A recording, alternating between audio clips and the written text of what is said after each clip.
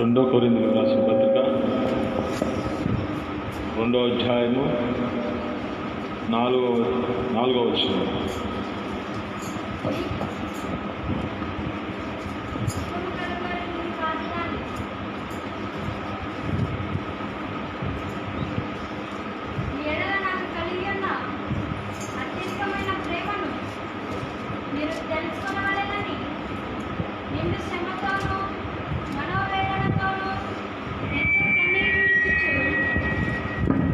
మీకు రాసితిని.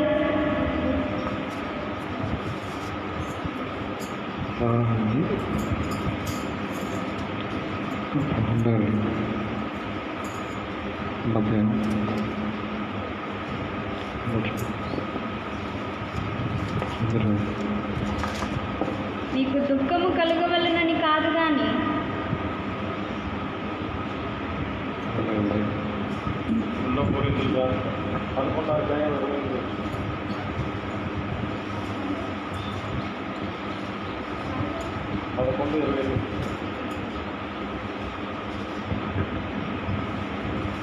ఇదియునుగాక సంఘములన్నిటిని గూర్చిన చింతయు కలదు. ఈ భారము దినదినమును నాకు కలుగుచున్నది.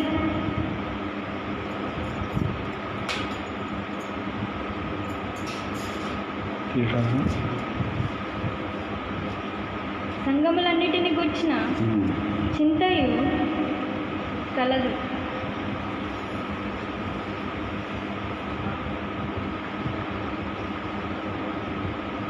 ఈ భారము దినదినమును నాకు కలుగుచున్నది.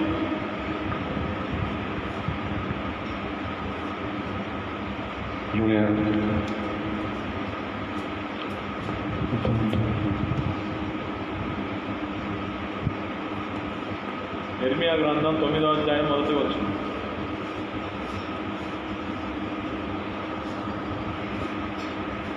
జనులలో హతమైన వారిని గూర్చి నేను దీవారాత్రము కన్నీరు విడిచినట్లు నా తల జలమయముగాను నా కన్ను కన్నీళ్ళలో ఊటగాను ఉండునుగాక.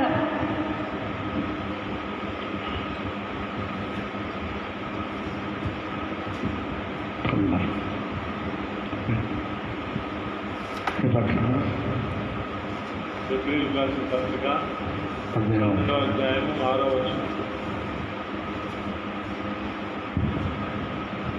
ఆయన నిన్ను గద్దించినప్పుడు విసుగకుము. ప్రభువు తాను ప్రేమించు వానిని శిక్షించి తాను స్వీకరించి ప్రతి కుమారుని దండించును.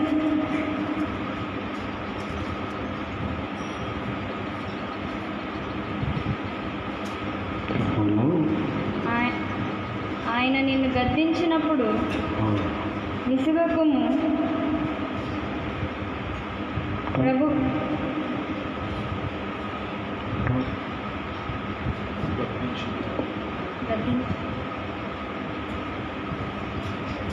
ఆయన నిన్ను గద్దించినప్పుడు విసుగకుము.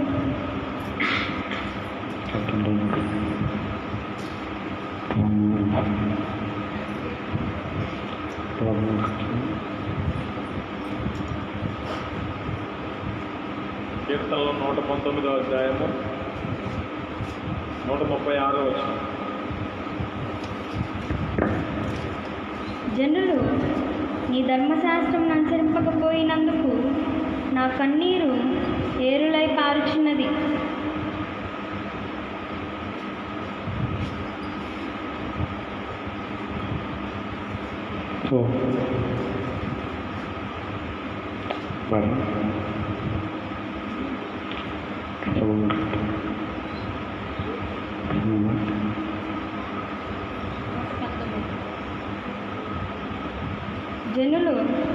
ధర్మశాస్త్రం అనుసరింపకపోయినందుకు నా కన్నీరు ఏరులై పారుచున్నది.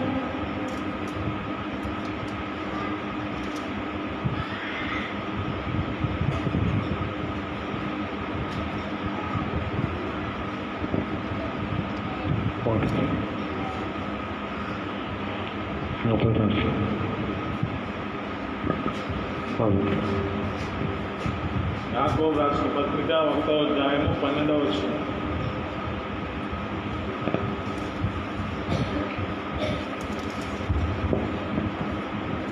శోధన సహించువాడు ధన్యుడు, అతడు శోధనకు నిలిచిన వాడే.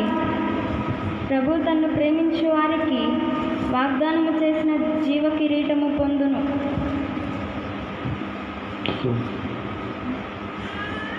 దేవుడు కీడు విషయమై శోధింపబడనేరడు. ఆయన ఎవనిని శోధింపడు గాని ఎవడైనను శోధింపబడినప్పుడు నేను దేవుని చేత శోధింపబడుచున్నానని అనకూడదు.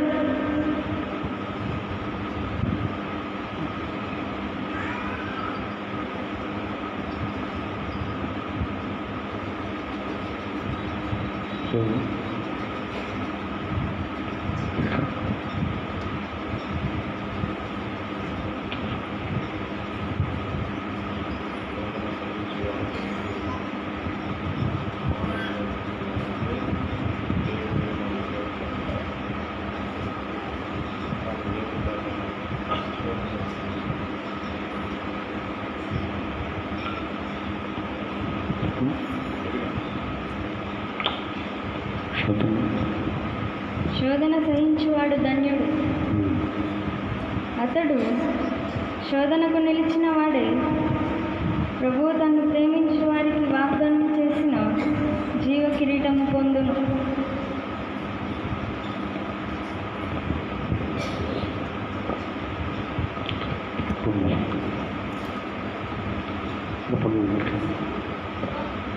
ప్రకటన గ్రంథం 3వ అధ్యాయము 19వ వచనం.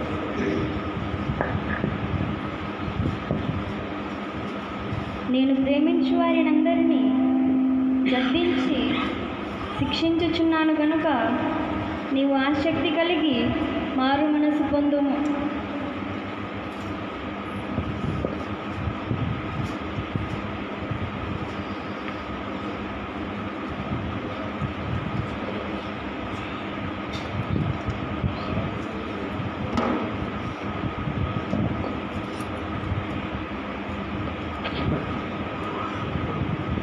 మాతో మా ప్రభుతో మహిమానంద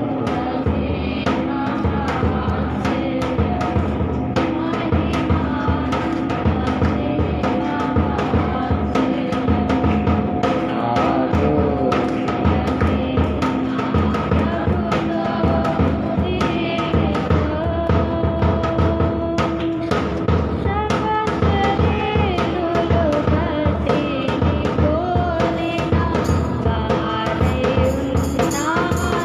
you.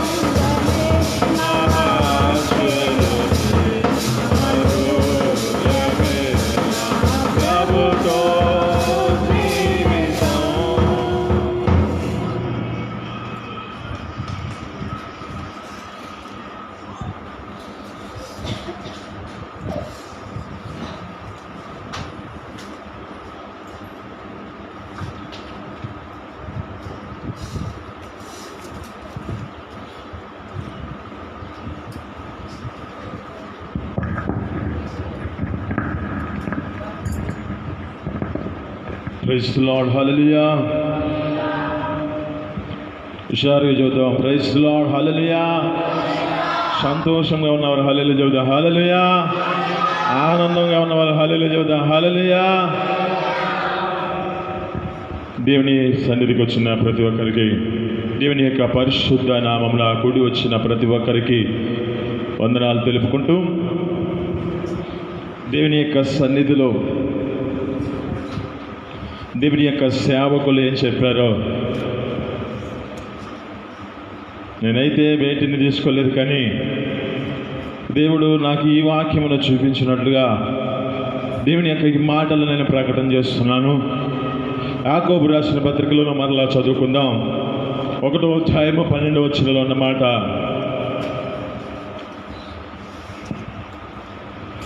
శోధన సహించువాడు ధన్యుడు, శోధనలో నిలిచిన వాడైతే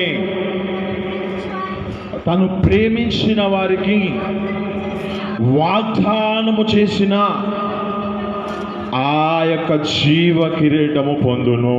ఆమేన్, హల్లెలూయా. శోధన సహించువాడు ధన్యుడు. అతడు శోధనలో నిలిచి ఉంటే ఆ ప్రభువు వాగ్దానం చేశాడు. ఏం వాగ్దానం చేశాడంటే జీవ కిరీటాన్ని అనుగ్రహిస్తానని. ఆ జీవ కిరీటం అనుగ్రహించబడాలంటే ఈ శోధనలో నువ్వు నిలిచి ఉండాలి. ఆమేన్, హల్లెలూయా. మెలుగు కలిగిన వాళ్ళు హల్లెలూయా చెప్పండి. నిద్ర వస్తున్నాళ్ళు హల్లెలూయా చెప్పండి. దేవుని సన్నిధికి వచ్చిన మన జీవితాల్లో జ్ఞాపకం చేసుకుంటే ఈ లేఖనాల బట్టి చదువుతున్న మాటలు చాలా శ్రద్ధగా మనం ఆలకిద్దాం. ఇక్కడ హెబ్రీయులు రాసిన పత్రికలో ఈ 12వ అధ్యాయంలో 6వ వచనంలో మాటలు జ్ఞాపకం చేసుకుంటే అక్కడున్న మాటలలో ఏమంటున్నాడంటే, ప్రభువు నిన్ను గద్దించినప్పుడు విసుగవద్దు. ఆయన ప్రేమించిన ప్రతి ఒక్కరిని శిక్షిస్తాడు. శిక్షించిన ప్రతి ఒక్క కుమారుడును ఆ యొక్క జీవితంలో జ్ఞాపకం చేసుకుంటే తన యొక్క కుమారునిగా స్వీకరిస్తాడు. హల్లెలూయా, హల్లెలూయా. ఇక్కడ జ్ఞాపకం చేసుకుంటే ఆ దేవుని యొక్క సన్నిధిలో, ఆ దేవుని యొక్క సన్నిధికి వస్తున్న మన జీవితాలలో ప్రతి విషయంలో మన జీవితాలు ఏం చేయబడుతూ ఉంటాయంటే, శ్రమ వచ్చినప్పుడు, బాధ వచ్చినప్పుడు, వేదనకరమైన స్థితి వచ్చినప్పుడు ఆ తండ్రిని విడిచిపెట్టిన పరిస్థితి ఉంటుంది. ఆ తండ్రిని విడిచిపెట్టి ఈ శోధన నాకెందుకు వచ్చింది అని ఈ శోధన చేత మనిషి ఏం చేస్తున్నాడంటే ఆ దేవుడిని విడిచిపెట్టి తిరుగుతున్న పరిస్థితి. కానీ ఈ లేఖనాలు బట్టి చదువుతున్న మాటలు జ్ఞాపకం చేసుకుంటే ఈ శోధనలో నువ్వు నిలిచి ఉండాలి. ఈ శోధనలో నువ్వు నిలిచి ఉంటే నీవు ధన్యుడవు. హల్లెలూయా. జ్ఞాపకం చేసుకుంటే ఉదయకాలం నాకు ఒక మాట గుర్తొచ్చిన మాట ఏమిటంటే, నీ మందిరములో నివసించువాడు ధన్యుడు, వాడు నిత్యము నిన్ను స్తుతిస్తాడంట. ఆమేన్, హల్లెలూయా. ఈ స్తుతి నీ జీవితంలో ఏ అపాయకరమైన పరిస్థితుల్లో ఉన్నా నిన్ను రక్షిస్తుంది. నమ్మిన వారు హల్లెలూయా చెప్పండి. ఇక్కడ జ్ఞాపకం చేసుకుంటే ఈ స్తుతి లేకపోతే నీ జీవితం ఎలాంటి పరిస్థితికి వెళ్తుందో తెలియదు.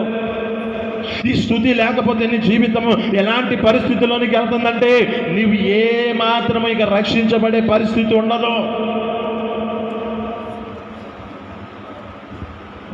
కీర్తనలు 50వ అధ్యాయం 23వ వచనం.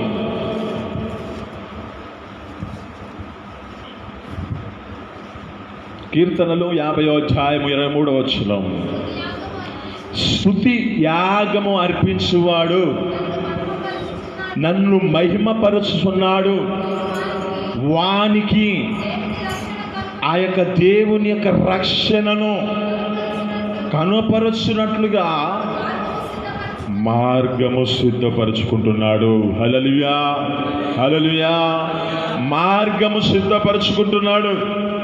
ఈ స్తుతి యాగము మన జీవితాలలో ఏ పరిస్థితిలో ఉన్నా, నీ జీవితంలో శ్రమే, నీ జీవితంలో వేదనకరమైన పరిస్థితి, నీ జీవితంలో లోకంలో అనేక మంది నిన్ను ద్వేషించోడు, ఈ లోకంలో నీ జీవితంలో బట్టి నిన్ను అనేకమైన పరిస్థితులను బట్టి నిందల చేత నీ జీవితము కొమిలిపోతున్న పరిస్థితి ఉండొచ్చు. కానీ ఆ దేవుని యొక్క నామమును స్తుతిస్తే ఆయనని జీవితంలో రక్షణ కనపరచినట్లుగా అతడు మార్గాన్ని సిద్ధపరచుకుంటున్నాడంట. ఆమేన్. హల్లెలూయా. 91వ అధ్యాయంలో 14వ వచనంలో ఉన్న మాట ఏమిటి అంటే, అతడు నన్ను ప్రేమించుచున్నాడు కనుక నేను అతన్ని తప్పిస్తాను, అతడు నా నామాన్ని ఎరిగాడు కనుక నేను అతన్ని గణపరుస్తున్నాను, అతను నాకు మొరపెట్టగా నేను అతనికి ఉత్తరం ఇస్తున్నాను. ఇంకా చిన్న శ్రమలలో నేను అతనికి తోడై ఉన్నాను, అతన్ని విడిపించి గొప్ప చేసేదను, దీర్ఘాయువు చేత తృప్తిపరచెదను. ఆమేన్. హల్లెలూయా. ఇక్కడ జ్ఞాపకం చేసుకుంటే ఇక్కడ అంటున్న మాటలు చాలా జాగ్రత్తగా గమనిస్తే శోధనలో నిలిచి ఉండాలి. ఈ శోధనలో నువ్వు నిలిచి ఉంటే నీ జీవితంలో నీ యొక్క స్థితిని బట్టి ఆయన నీ యొక్క జీవితంలో ఆ రక్షణ మార్గంలో నీ జీవితంలో స్తుతిస్తూనే ఉండాలి. ఆ యొక్క శ్రమలలో ఆ బాధనకరమైన పరిస్థితిలో నువ్వు దేవుని సన్నిధిని విడిచిపెట్టొద్దు. హల్లెలూయా. హల్లెలూయా. మెలుగు కలిగిన వాళ్ళు హల్లెలూయా చెప్పండి. నిద్ర వస్తుందని హల్లెలూయా చెప్పండి. ఇక్కడ ఉన్న మాటలు చాలా జాగ్రత్తగా గమనిస్తే తాను ప్రేమించిన కుమారుడిని ఏం చేస్తున్నాడంటే శిక్షిస్తున్నాడు. ఈ శిక్ష ఎందుకు? హెబ్రీయులకు రాసిన యోబు గ్రంథంలో అంటుంది, ఏమంటుందంటే వారు శ్రమ పెట్టబడిన మీదట వారు ఏం చేస్తున్నారంటే విధేయులుగా మార్చబడుతున్నారు. హల్లెలూయా. విధేయతను నేర్చుకుంటున్నారు. మనకు తెలిసిన మాటలే జ్ఞాపకం చేసుకుంటే లూకాసు వార్తలో 15వ అధ్యాయంలో కనబడతాడు. ఒక మనుషుడికి 2 కుమారులు ఉన్నారు. ఈ 2 కుమారుల్లో ఒక వ్యక్తి మాత్రము తండ్రిని విడిచిపెట్టి తండ్రికి ఆ యొక్క వ్యతిరేకంగా అతడు వెళ్ళాలనే ఆలోచన చేత తండ్రి వద్దకు వెళ్ళి, అయ్యా నాకు రావాల్సిన ఆస్తిని తీసుకున్నాడు. ఏం చేస్తున్నాడు? వ్యాపారం చేద్దామని వెళ్ళాడు. కానీ ఆ వ్యాపారం ఏమైపోయింది? దుర్వ్యాపారం అయిపోయింది. ఇతను నష్టపడి తన జీవితంలో ఆ విధమైన స్థితిలో వాటన్నిటిని నాశనం చేశాడు. ఈ పరిస్థితులను బట్టి జ్ఞాపకం చేసుకుంటే ఎక్కడైతే ఇతని యొక్క జీవితం ఎలాంటి పరిస్థితికి వచ్చిందంటే తన జీవితంలో పందులు తినే పొట్టుతో కడుపు నింపుకోవాలనుకుంటున్నాడు. ఆ పందులు తినే పట్టుతో ఆ యొక్క పొట్టుతో తన యొక్క కడుపును నింపుకోవాలని ఆలోచన చేత నడిపించబడుతున్న వ్యక్తి ఈ యొక్క వ్యక్తి. మరి ఈ కుమారుని యొక్క జీవితంలో జ్ఞాపకం చేసుకుంటే మనిషి యొక్క జీవితంలో ఏ అవిధేయతలో పరిస్థితులు బట్టి జ్ఞాపకం చేసుకుంటే 2 రకాలుగా ఉంటాయి. శ్రమలంటే 2 రకాలుగా మన జీవితాల్లో నడిపించబడుతూ ఉంటాయి. ఒకటి, మనం చేసిన పొరపాటును బట్టి శ్రమ వస్తుంది. 2, మన జీవితంలో మన యొక్క స్థితిని బట్టి ఆయన మనల్ని శోధిస్తున్న సమయం ఒకటి ఉంటుంది. హల్లెలూయా. మరి ఈ శోధన ఏమిటో చెప్పండి, మీరు చెప్పండి. ఈ కుమారుని యొక్క శోధన ఎలాంటిది? తన ద్వారా తెచ్చుకున్న శోధన, లేకపోతే ఇది తన జీవితంలో దేవుని యొక్క శోధన? ఆ దేవుడు శ్రమ పెడుతున్నాడా? తన ద్వారా తెచ్చుకున్న శోధన ఇది. తన యొక్క ద్వారా తెచ్చుకున్న ఈ శోధన తన జీవితంలో ఏ పరిస్థితికి వెళ్ళిందండి? అక్కడున్న ప్రాంతము కరువు చేత నింపబడిన వాడి ఆ ప్రదేశంలో తన జీవితంలో ఆహారం తినలేని పరిస్థితిలో తండ్రిని జ్ఞాపకం చేసుకుంటున్నాడు. హల్లెలూయా. తండ్రిని జ్ఞాపకం చేసుకుంటున్న వ్యక్తి ఏమనుకుంటున్నాడంటే, నా యొక్క తండ్రి వద్ద అనేకమైన పనివారు ఉన్నారు, నా తండ్రి వద్ద అన్నము సమృద్ధిగా దొరుకుతుందని తన జీవితంలో బుద్ధి వచ్చినప్పుడు తాను దేవుని ఆ యొక్క తండ్రి యొద్దకు వెళ్తున్నాడు. ఈ లోకరీతిలో తండ్రి ఎలా ప్రేమించాడో మన ప్రభువైన యేసుక్రీస్తు నిన్ను కూడా అలా ప్రేమించాడు. హల్లెలూయా. మన ప్రభువైన యేసుక్రీస్తుని ప్రేమించిన ప్రేమ ఎలాంటిది అంటే, నీ జీవితంలో అప్పుడప్పుడు నీ పరిస్థితిని బట్టి నీవు నీ యొక్క సొంత ఆలోచన చేత నడిపించబడుతూ అనేకమైన ప్రాంతాలకు నువ్వు తిరుగుతున్న సమయంలో నువ్వు ఒక శోధనలోకి వెళ్తున్నావు. శోధనలకు వెళుతున్న నీ జీవితంలో ఏం చేస్తుందంటే, ఏ పరిస్థితికి వెళుతుందంటే, నీవున్న ప్రాంతము కూడా శోధించే పరిస్థితి వస్తుంది. నీవున్న ప్రాంతము కూడా కరువు కలిగిన పరిస్థితికి వస్తుంది. యోనా గారి యొక్క జీవితంలో కూడా అదే పరిస్థితి. చెప్పిన మాట ప్రకారం అతను పోవాల్సిన పట్టణానికి వెళ్లకుండా అతను సొంతగా ఆలోచించి అతను వెళ్తున్న ప్రదేశంలో తుఫాను చేత అలజడి పొందిన పరిస్థితి. ఇది దేని ద్వారా వచ్చింది? తను చేసిన అవిధేయతను వలన తనకు వచ్చింది. మరి అక్కడ ఉన్న పరిస్థితి ఏమిటి అంటే, అక్కడ ఉన్న వారికి ఆ శ్రమ పెట్టబడే పరిస్థితి వస్తుంది. ఇది మనం నీతో మాట్లాడుతున్న మాటల్లో జ్ఞాపకం చేసుకుంటే, నీ ద్వారా వచ్చిన శోధన అయినా కానీ, దేవుని ద్వారా శోధనకు నీ జీవితం ఏం చేయబడాలంటే, నువ్వు నిలిచి ఉండి ఆ దేవుని ఎదుటకు నడిపించబడితే ఆ దేవుడు నీ జీవితంలో మేలుకరమైన స్థితిని నీకు కలుగ చేయాలని ఆశపడుతున్నాడు. ఆమేన్, హల్లెలూయా. నీ జీవితంలో ఆ యొక్క పరిస్థితిలో నీ జీవితంలో ఏం చేయబడాలంటే, తండ్రి శిక్షించిన కుమారుడిని ఏ విధంగా స్వీకరించి తన యొక్క కుమారుడిగా స్వీకరిస్తున్నాడో, ఈ యొక్క కుమారుడిని ఏ విధంగా గద్దిస్తున్నాడో, ఏ విధంగా ఈ యొక్క కుమారుడిని శిక్షిస్తున్నాడో, ఈ శిక్షకి నువ్వేం చేయాలంటే విధేయతను నేర్చుకోవాలి. హల్లెలూయా. ఇశ్రాయేలు ప్రజలని అంతగా నడిపించిన వారి జీవితాలలో ఏం చేస్తున్నారు తెలుసా? శోధిస్తూనే ఉన్నారు. ఇదంతా రివర్స్ అయిపోతుంది. దేవుడు శోధించాల్సిన స్థితిని జ్ఞాపకం చేసుకుంటే వీరు ఏం చేస్తున్నారంటే దేవుడినే శోధిస్తున్నారంట. కీర్తనలో 6వ అధ్యాయంలో ఉంటుంది మాట. అక్కడ జ్ఞాపకం చేసుకుంటే ఆ యొక్క పరిస్థితి ఏమిటి అంటే, వీరి జీవితంలో ఎంతగా ప్రేమించి వారిని ఒక ప్రత్యేకముగా వారి బాధను చూసి, వారి యొక్క జీవితాలలో వేదనకరమైన స్థితిని చూసి, కన్నీళ్ల చేత తాము బాధపడుతున్న ఆ వేదన చూసి, ఆ పరలోకమందు ఉన్న ఆ తండ్రి చూసి భూమి మీదకి వచ్చాడు అంటున్నాడు. భూమి మీదకి వచ్చిన వాడు ఏం చేస్తున్నాడంటే, పాలు తేనెలో ప్రవహించే ప్రదేశానికి తీసుకెళ్లాలని ఇశ్రాయేలు ప్రజలని ఐగుప్తు అనే లోకముల నుంచి ప్రత్యేకముగా వారిని పిలుచుకుంటూ నడిపిస్తున్న పరిస్థితి అది. ఇది మనం నీతో మాట్లాడుతున్న మాట. నీవు లోకముల నుంచి నిన్ను ప్రత్యేకముగా పిలుచుకున్నాడు దేవుని సన్నిధికి. ఈ దేవుని సన్నిధికి వచ్చిన నీ జీవితంలో, ఈ యొక్క నడిపించబడుతున్న నీ జీవితంలో పాలు తేనెలు ప్రవహించే ప్రదేశము, ఆ నిత్య పరలోక రాజ్యంలోకి నువ్వు ప్రవేశించాలి. అంటే నువ్వేం చేయాలంటే, నువ్వు దేవుడిని శోధించుట కాదు, నీ జీవితంలో ఎన్ని శోధనలు వచ్చినా, ఎన్ని బాధాకరమైన పరిస్థితుల్లో నువ్వు నిలబడినా, ఆ దేవుడు పిలుచుకున్నవాడు దేవుడికి తెలియదు. అది మాకు కూరగాయలు కావాలి, మాకు మాంసం కావాలి, మాకు నీళ్లు కావాలి, అవన్నీ కావాలి. అసలు పిలుచుకుంది దేవుడు కదా. మరి అవునా కాదా? పిలుచుకున్నాడా లేదా? పిలుచుకున్న దేవుడికి తెలియదా? ఎక్కడ ఏం జరుగుతుందో తెలియదా?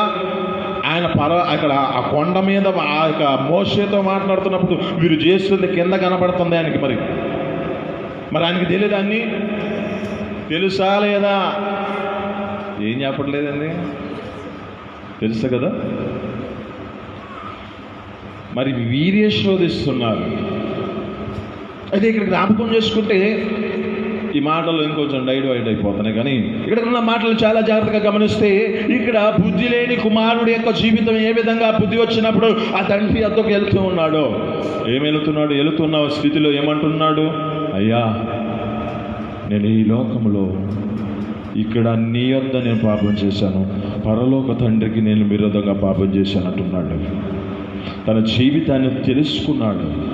తను చేసిన తన యొక్క పొరపాటును తెలుసుకుని ఆ దేవుని ఎదుటికి వచ్చి తన జీవితంలో ఆ యొక్క శోధనలో నిలిచిన వాడే ఉన్నాడు. కనుక ఆ శోధనలో దేవుడు ఏం చేస్తున్నాడంటే, ఆ కుమారుడు దూరంగా చూస్తుండగానే ఆ కుమారుడి కొరకు ఆ తండ్రి ఏం చేస్తున్నాడంటే, ఎదురు వస్తూ పరిగెత్తుకుంటూ వచ్చి అతనిని హత్తుకొని ముద్దు పెట్టుకొని అతని జీవితంలో ఉన్న వస్త్రాలు, అతనికి ఉన్న ఆ యొక్క ప్రశస్తమైన వస్త్రాలు తొడిగించి, అతనికి ఉన్న కాళ్ళకు ఉన్న ప్రతి ఒక్క ఆ యొక్క చెప్పులను తీసివేసి పాత వాటిని చెప్పులు తొడిగించి ఒక ఉంగరమును తొడిగించాడు. హల్లెలూయా. దేవుడేమో ఒక ప్రత్యేకమైన స్థితిలో నిన్ను నిలబెట్టుకోవాలనుకుంటూ ఉంటాడు. మరి నీ జీవితమేమో ఏ పరిస్థితికి వెళ్తుంది? మరి దేవుని యొక్క ప్రత్యేకమైన స్థితిలో ఎక్కడికి ఈ పాలు తేనెలు ప్రవహించే ప్రదేశానికి వీళ్ళు తీసుకెళ్లాలనుకుంటే వీరు ఏం చేస్తున్నారు? శోధనలో నిలిచి ఈ శోధిస్తున్న పరిస్థితులే కనబడుతున్నాయి, కానీ ఆ యొక్క పాలు తేనెలు ప్రవహించే ప్రదేశానికి తీసుకెళ్తాడని ఆలోచన చేత నడిపించవలసిన మార్గాన్ని మర్చిపోతున్నారు. ఇక్కడ ఈ బుద్ధి వచ్చినప్పుడు ఈ యొక్క వ్యక్తి ఏ స్థితిలో ఉన్నాడో గుర్తు చేసుకుంటున్నాడో, ఏ పరిస్థితిలో ఉన్నాడో గుర్తు చేసుకుని ఆ తండ్రి వద్దకు వచ్చినప్పుడు ఆ తండ్రి స్వీకరించి తన కొరకు ఒక ప్రత్యేకమైన విందు చేశాడు. ఆమేన్, హల్లెలూయా. ఒక వ్యక్తి తన జీవితంలో మారు మనసు పొందితే దేవుడు ఆ పరలోకమందుండ్రా ఒక గొప్ప విందు చేసుకుంటున్నాడంట. మరి తండ్రి ఎందుకు ప్రేమించాడంటే నిన్ను ప్రేమించిన స్థితిని బట్టి నువ్వు ఒక ప్రత్యేకమైన జీవితం నడిపించబడుతున్న దాన్ని బట్టి ఆయన అంతగా ఆనందిస్తున్నాడు పైన. మరి ఈ యొక్క తండ్రి ఒక కుమారుని ఏ విధంగా తీసుకొచ్చినప్పుడు భోజనం సిద్ధపరిచాడో మరి అది అంత ఉన్నతమైనది కదా. ఆమె ఉన్నతమైనదా కాదా? దేవుడు తీసుకొచ్చినప్పుడు మరి ఆ స్థితిలో మన జీవితాలు ఏం చేయబడాలంటే ఈ శోధనలో నిలిచి ఉండాలి. ఈ శోధనలో మనం నిలిచి ఉంటేనే మన యొక్క జీవితాలలో ఆ నిత్య జీవార్థమైన జీవ కిరీటం ఒకటి అనుగ్రహించబడుతుంది. ఆ జీవ కిరీటం నీకు అనుగ్రహించబడాలంటే ఆయన చేసిన వాగ్దానము కొరకై నీ జీవితము ఎదురు చూస్తూ నడిపించబడుతూనే ఉండాలి. దేవుని సన్నిధిలో వస్తాయి శోధనలు, రాకేమో తప్పదుగా, ఎవరికైనా వస్తాయి. మరి దేవుడు శోధించిన వారిని కూడా గుర్తు చేయాలిగా. మనకు తెలిసిన వ్యక్తి ఏబు. మరి ఏబు ఏ భక్తి ఏ పరిస్థితిలో ఉన్నాడో తెలిసింది కదా, మనకు అన్నీ తెలుసు కదా. ఏబు యొక్క జీవితం ఎలాంటి పరిస్థితుల్లోకి వెళ్ళినా తన జీవితంలో ఏమంటున్నాడు? నాకు ఇచ్చింది ఇది యెహోవాయే, యెహోవా నామమునకు స్తుతి కలుగును గాక. హల్లెలూయా. అక్కడ జ్ఞాపకం చేసుకుంటే ఇతను అంటున్నాడు, ఆయన నన్ను శోధించబడిన పిమ్మట నన్ను ఒక సువర్ణముగా మార్చబడతాడు అంటున్నాడు. ఈ మాట అంటున్నాడంటే తన జీవితంలో జ్ఞాపకం చేసుకుంటే ఆ శోధనలో నిలిచి ఆ మాట చెప్పగలుగుతున్నాడు. ఒక బంగారముకు ఏ పరిస్థితిని బట్టి అది వేడి చేసి తన జీవితంలో ఎలాంటి కొట్టబడి తన జీవితంలో ఒక రూపాన్ని తయారు చేస్తుందో, ఆ రూపం తయారుపైనప్పుడు అది ఒక విలువైనదిగా మార్చబడుతుందో, అదే స్థితిలో నువ్వు శోధనలో నిలిచి ఉంటే నువ్వు ఒక విలువైన వాడవే. ఆమేన్, హల్లెలూయా. బంగారము కంటే విలువైన వాడు. దేవుడు అంత ప్రత్యేకమైన స్థితిని మనకు అనుగ్రహించాడు. మరి ఆ శోధనలో నువ్వు నిలిచి ఉంటున్నావా, లేక నీ జీవితంలో ఆ శోధనను విడిచిపెట్టి నీవే దేవుణ్ణి శోధిస్తున్న పరిస్థితి ఉందా? అక్కడికి ఎన్ని పరిస్థితులు అతని జీవితంలో జ్ఞాపకం చేసుకుంటే అక్కడ ఉన్న పరిస్థితిని బట్టి ఒక్కొక్కడు వచ్చి అయ్యా నీకు కలిగిన కుమారులు కుమార్తెలు చనిపోయారు, నీకు కలిగిన ఎడ్లు గొర్రెలు ఇవన్నీ చనిపోయాయి, సమస్తం అతనికి ఉన్న ప్రతిదీ కోల్పోతున్న పరిస్థితిని బట్టి ఎంతగా వేదన చెందాలి, శ్రమ తన జీవితంలో జ్ఞాపకం చేసుకుంటే లేఖనాలు చదివిస్తూ ఉన్నాయి. ఏబు గ్రంథంలోని 24వ అధ్యాయం 10వ వచనంలో ఉన్న మాట ఏమంటే చదవండి. వస్త్రహీనులై తిరుగులాడుదురు, ఆకలిగొని పనులను మోయుదురు. సామెతలు 24:10.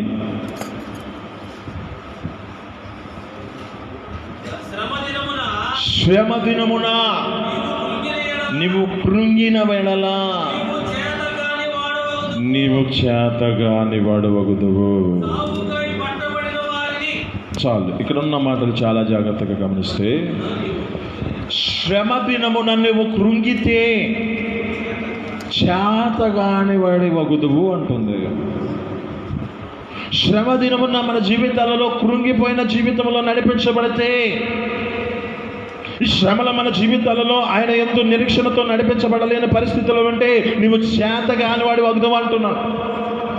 నేను అంటున్నాను, శ్రమ దినమున కృంగిపోయి ఆయనను విడిచిపెట్టావంటే ముందు దేవుడిని చేతగాని వాడిగా చేస్తున్నామని.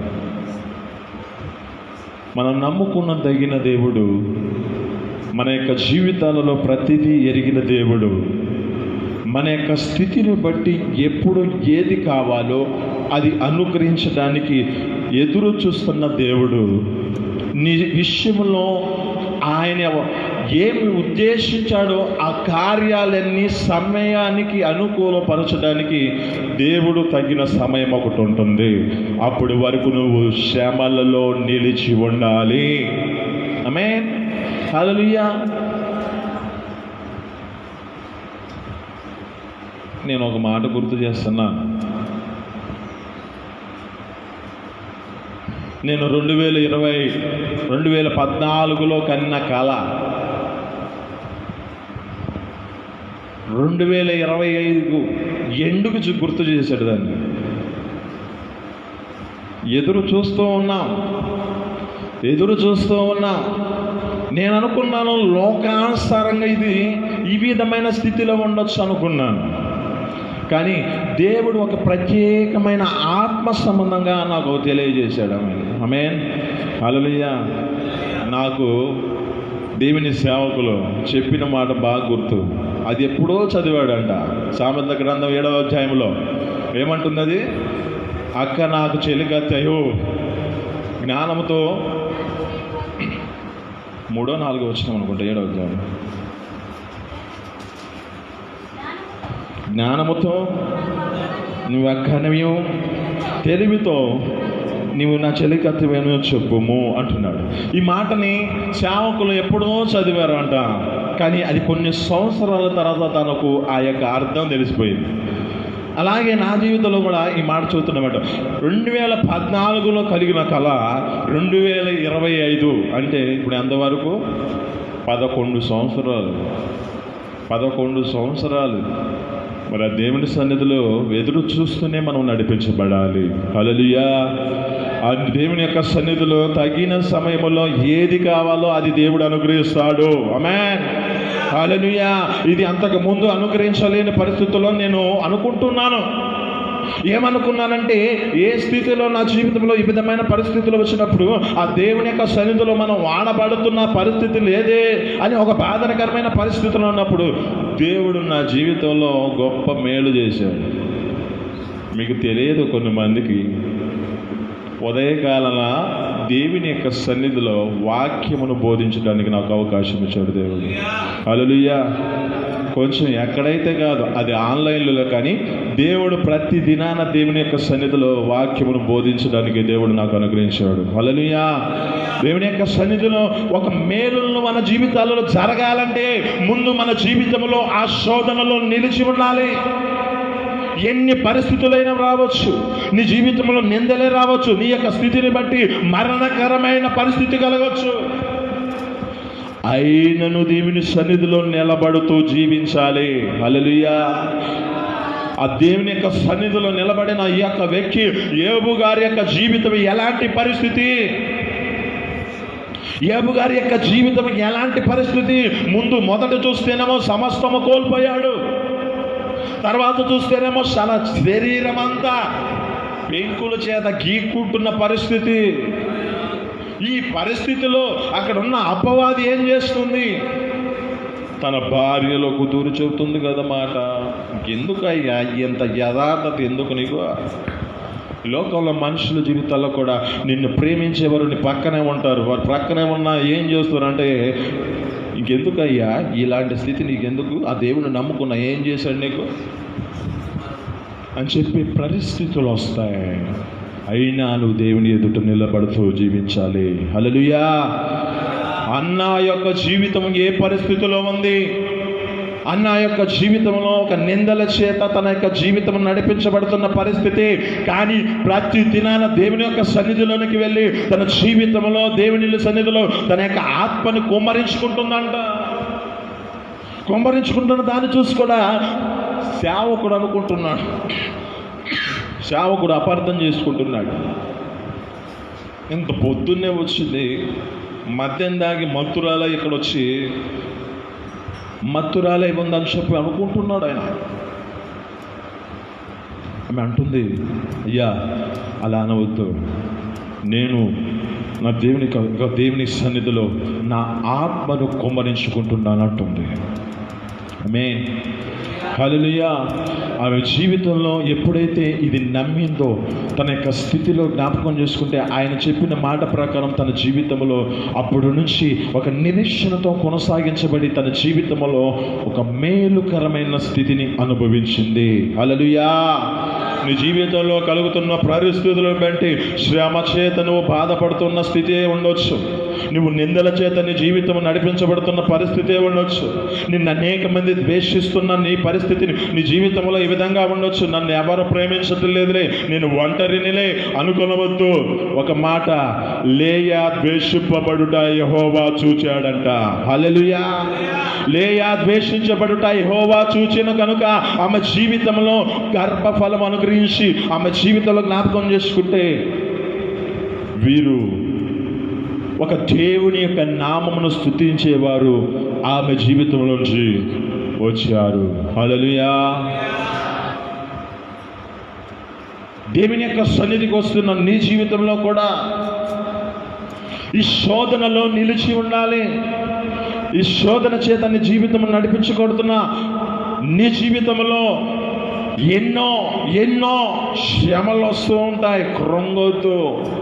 శ్రమ జీవితము మన జీవితాలలో ఒక విధేయతను నేర్చుకోమని చెబుతుంది ఇది. శ్రమ నీ జీవితంలో ఒక అనుభవాన్ని తెలుపుతుంది ఇది. శ్రమ నీ జీవితంలో ఒక ఉన్నతమైన స్థితికి తీసుకెళ్ళడానికి ఇది నీకు నీ జీవితంలో వస్తుందని నువ్వు గ్రహించాలి. ఆమేన్. హల్లెలూయా. హల్లెలూయా. దేవుని సన్నిధికి వచ్చిన నీ జీవితంలో శ్రమలో నువ్వు నిలిచి ఉంటే నీకు ఒక జీవ కిరీటాన్ని అనుగ్రహిస్తానంటున్నాడు. ఆ జీవ కిరీటం నువ్వు పొందుకోవాలి. ఆమేన్. ఆ జీవ కిరీటమును పొందుకోవాలంటే నీ స్థితిని బట్టి దేవునిలో నిలిచి ఉండాలి. ప్రకటన గ్రంథం 2వ అధ్యాయము 10వ వచనం. ప్రకటన గ్రంథం 2వ అధ్యాయము 10వ వచనం. ఇదిగో శోధింపబడినట్లు అపవాది మీలో కొందరిని శరలో వేయబోచున్నాడు. ప్రతిదినాలు శ్రమ కలుగుతుంది. మరణము వరకు నమ్మకముగా ఉండుము, నేను నీకు జీవ కిరీటాన్ని ఇచ్చేదను అంటున్నాడు. హల్లెలూయా. 10 దినాలు శ్రమ కలుగుతుంది, అంతము వరకు నమ్మకంగా ఉండు. మీలో కొందరిని శరలో వేస్తున్నాడు. మీలో కొంతమంది పరిస్థితులు శరలోకి వెళ్తున్నాయి, కానీ ఆ దేవుని సన్నిధిలో ఆ శోధనలో మీరు నిలిచి 10 దినాలు శ్రమ కలుగుతుంది, అంతము వరకు నమ్మకంగా, మరణము వరకు నమ్మకంగా నువ్వు నడిపించబడితే ఆ జీవ కిరీటాన్ని అనుగ్రహిస్తానంటున్నాడు. మరి ఆ జీవ కిరీటం పొందుకోవాలంటే కొంచెం నిలబడాలి, నిలిచి ఉండాలి. నిలిచి ఉంటేనే దేవుడు నీ పట్ల ఆ జీవ కిరీటాన్ని అనుగ్రహిస్తాడు. నిలిచి ఉంటేనే నీవు ఆ యొక్క మేలులు నీ జీవితంలో అనుభవిస్తావు. యోబు గారి యొక్క జీవితంలో నిలిచి ఉన్నాడు కనుకనే తన శరీరము చేత, తన యొక్క శరీరము ఆ పరిస్థితిలోకి వెళ్ళినా, తనకున్న పరిస్థితులన్నీ కనుమరుగైపోతున్నా తన జీవితంలో ఆ దేవుని యొక్క సన్నిధిలో నిలిచి ఉన్నాడు. నిలిచి ఉన్న జీవితంలో అంటున్న మాట ఏమిటంటే 25వ అధ్యాయం 19వ వచనంలో జ్ఞాపకం చేసుకుంటే, 19వ అధ్యాయం 25వ వచనంలో జ్ఞాపకం చేసుకుంటే చదువుకుందాం. యోబు గ్రంథం 19వ అధ్యాయం 25వ వచనం.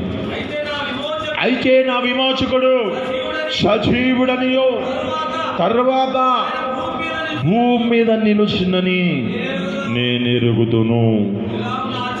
ఇలాగ నా శరీరము చీకిపోయిన తర్వాత శరీరముతో నా దేవుణ్ణి చూస్తాను, నా మటుకే మరి ఇంకెవరు కాదు. హల్లెలూయా. దేవుని యొక్క సన్నిధిలో నా కన్నుల ద్వారా నేను దేవుని చూస్తానంటున్నాడు.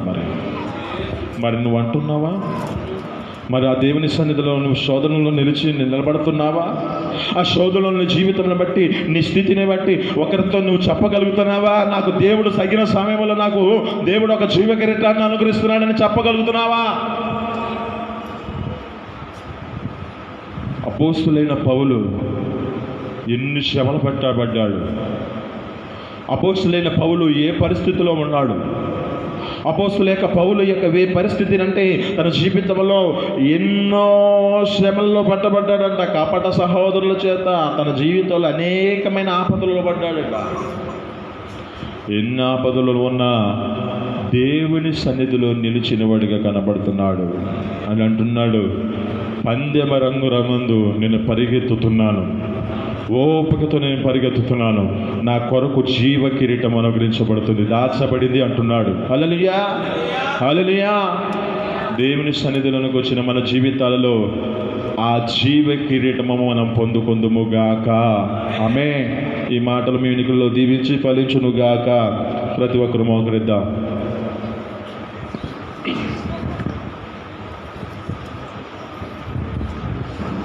దేవుని సన్నిధిలో ప్రతి ఒక్కరు మోకరిద్దాం. మోకరించిన మన జీవితాలలో దేవుడు మనతో మాట్లాడిన మాటలు బట్టి శోధనలో నిలిచి ఉండమంటున్నాడు. శోధనలో నిలిచివాడు ధన్యుడు అంటున్నాడు. శోధనలో నిలిచి ఆయన చేసిన వాగ్దానం కొరకు కనిపెడుతూ ఉంటే జీవ కిరీటాన్ని అనుగ్రహిస్తానంటున్నాడు.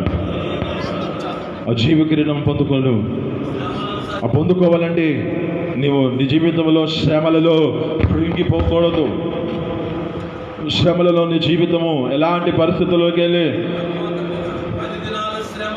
ఆ దేవుని సన్నిధిలో నిలకలేని పరిస్థితుల్లో నువ్వు నడిపించబడుతున్నావేమో, ఆ దేవుని యొక్క మార్గంలో నువ్వు నిలిచి లేని పరిస్థితి కనబడుతుందేమో, ఆ దేవుడు నీకు చూపించిన మార్గాన్ని విడిచిపెట్టే పరిస్థితి తిరుగుతున్న పరిస్థితిలో ఉన్నావేమో. ఒక పరిస్థితిని బట్టి తనకున్న ఆరోగ్యమును దేవుడు అనుగ్రహించాడు. నిలిచిన వారి జీవితంలో తనకున్నవన్నీ కోల్పోయిన పరిస్థితిలో మరి అధికంగా ఆశీర్వదించాడు దేవుడు.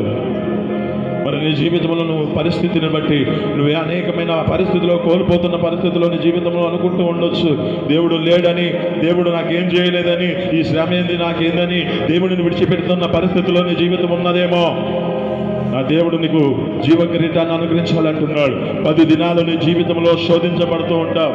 10 దినాలు నువ్వు మరణం వరకు నీ జీవితంలో నమ్మకంగా జీవించు, నీ జీవితంలో జీవ కిరీటాన్ని అనుగ్రహిస్తానంటున్నాడు.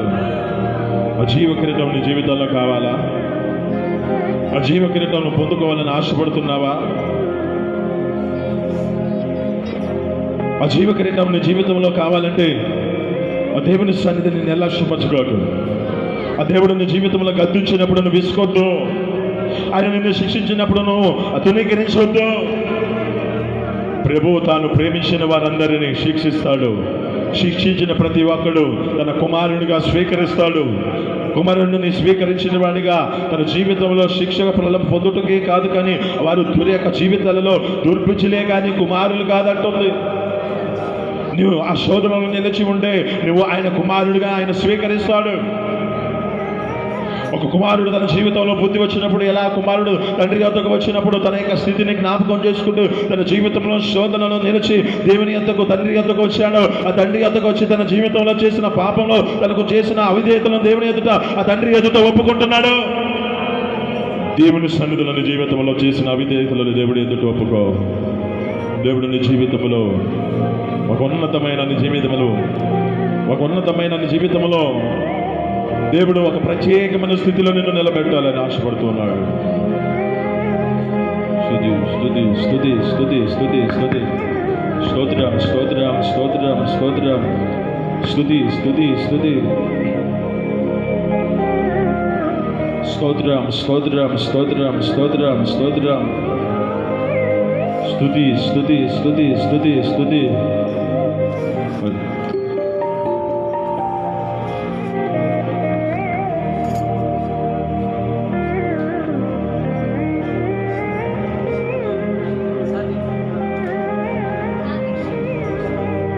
స్తోత్రం స్తోత్రం రాజా.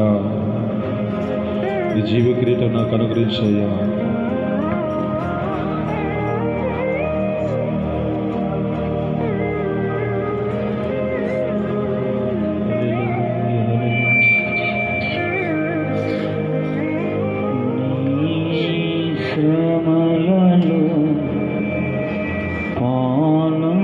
ఆనందతయే నా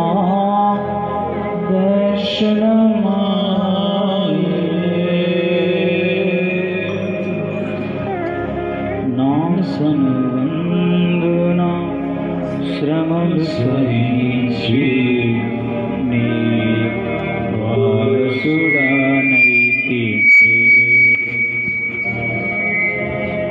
నీ శ్రమలలో పాల్గొందుటయే నా దర్శనమాయెను.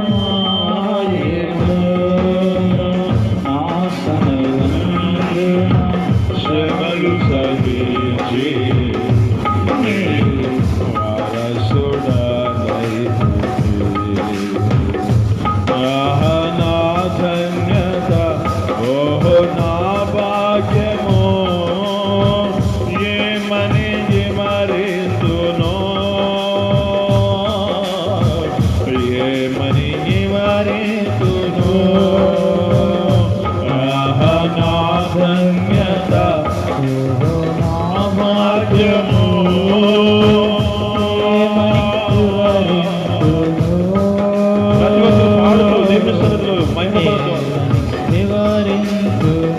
ప్రతి ఒక్కరు మోకాళ్ళకు వచ్చాం.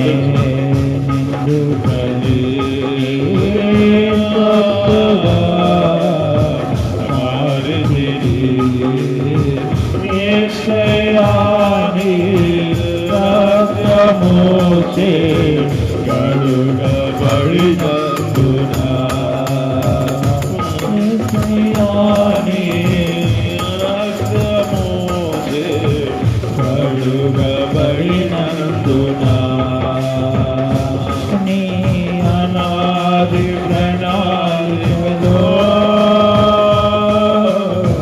హర్షించెను నా